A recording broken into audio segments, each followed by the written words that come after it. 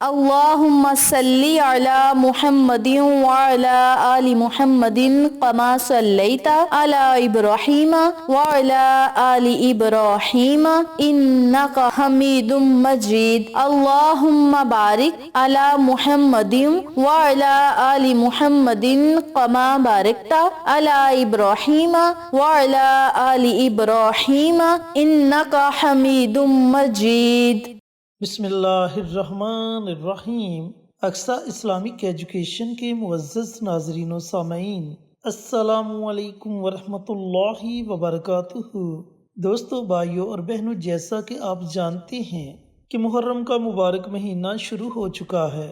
محرم اسلامی سال کا پہلا مہینہ ہے، اور آج میں آپ کے ساتھ 3 محرم کے دن کیا جانے والا ایک بڑا ہی آسان سا اور بڑا ہی فائدہ مند عمل شیئر کروں گا۔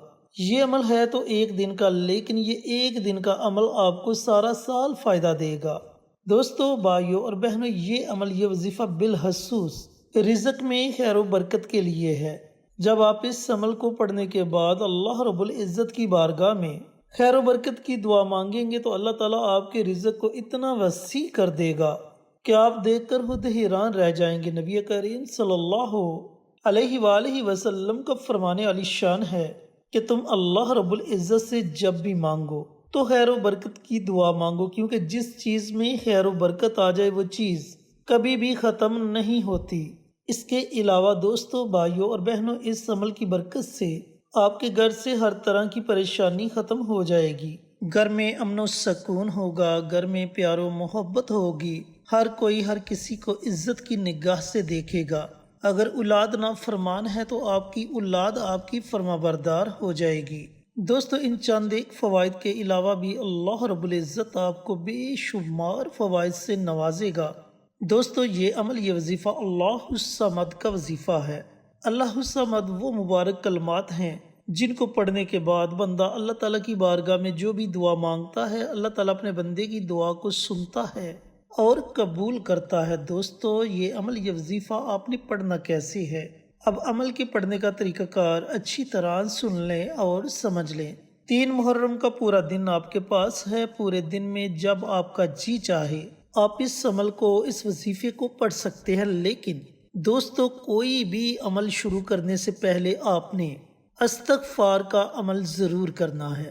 استغفار کے عمل سے اللہ بندے سے راضی ہو جاتا ہے، اور جب اللہ بندے سے راضی ہو جائے اس کے بعد آپ اللہ رب العزت سے جس چیز کی بھی طلب کرو گے اور جو بھی وظیفہ پڑھو گے، آپ کا وظیفہ بھی اللہ رب العزت کی بارگاہ میں قبول و منظور ہوگا، اور جس چیز کی آپ طلب کرو گے اللہ تعالیٰ وہ چیز آپ کو ضرور عطا کرے گا۔ تو کوشش کریں کہ آپ اگر کوئی بھی عمل کرتے ہیں، کوئی بھی وظیفہ پڑھتے ہیں، تو وظیفہ پڑھنے سے پہلے کم از کم ایک تسبیح یعنی کہ 100 مرتبہ استغفار کی دعا ضرور پڑھ لیا کرے۔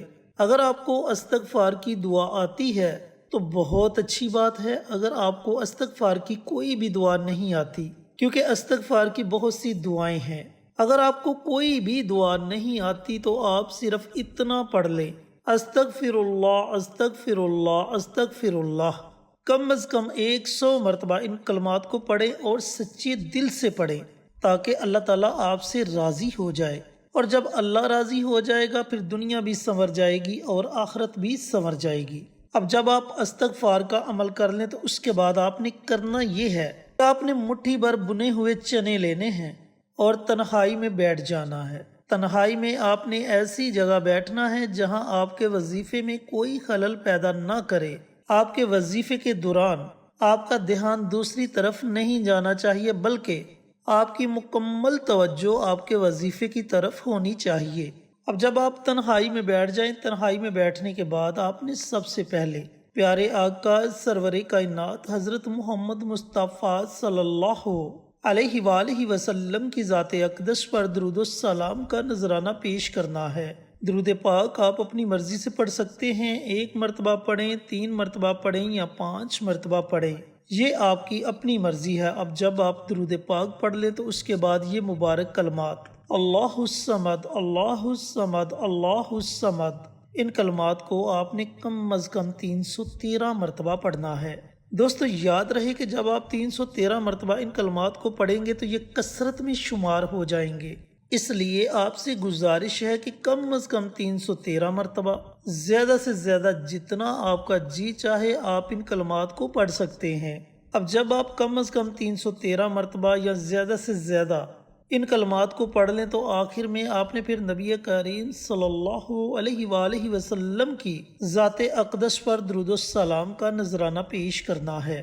درود پاک پڑھنے کے بعد جو مٹھی بھر بنے ہوئے چنے آپ نے اپنے سامنے رکھے ہوں گے، ان چنوں پر آپ نے دم کر دینا ہے، اور اس کے بعد اللہ رب العزت کی بارگاہ میں آپ نے خصوصی دعا مانگنی ہے کہ یا پروردگار میرے رزق کو وسیع کر دے، مجھے خیر و برکت والا رزق عطا فرما، میرے رزق میں ایسی برکت ڈال دے کہ سب دیکھ کر حیران رہ جائیں۔ اس طرح آپ نے اپنے الفاظ میں اللہ رب العزت کی بارگاہ میں دعا مانگنی ہے۔ یقین جانیں کہ آپ کی دعا ساتوں آسمانوں کو چیرتی ہوئی عرش تک پہنچ جائے گی، اور اللہ رب العزت اپنی بارگاہ میں آپ کی دعا کو ضرور قبول و منظور فرمائے گا اور آپ کے رزق کو وسیع کر دے گا۔ سارا سال آپ کے گھر سے رزق ختم نہیں ہوگا، بلکہ آپ دوسروں میں بانٹنے والے بن جائیں گے۔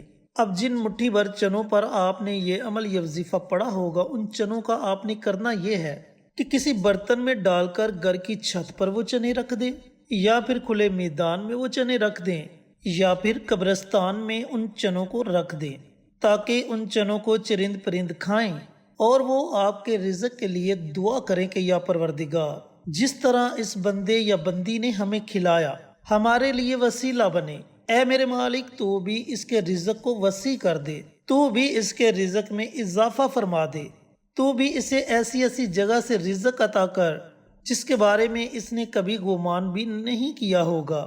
دوستو، بھائیوں اور بہنوں، یہ اتنا مبارک اور طاقتور عمل ہے، ایک دن کا عمل ہے، لیکن یہ ایک دن کا عمل آپ کو سارا سال فائدہ دے گا۔ آپ کے گھر میں کبھی رزق کی تنگ دستی نہیں آئے گی۔ اللہ رب العزت آپ کو اپنے غیبی خزانوں سے نوازے گا اور خیر و برکت والا رزق آپ کو عطا کرے گا، اتنا رزق آپ کو عطا کرے گا کہ آپ دیکھ کر خود حیران رہ جائیں گے۔ چھوٹا سا آسان سا عمل ہے، اس عمل کو آپ نے ہرگز نہیں چھوڑنا۔ 3 محرم کے دن کسی بھی وقت آپ نے اس چھوٹے سے عمل کو، چھوٹے سے وظیفے کو ضرور پڑھ لینا ہے۔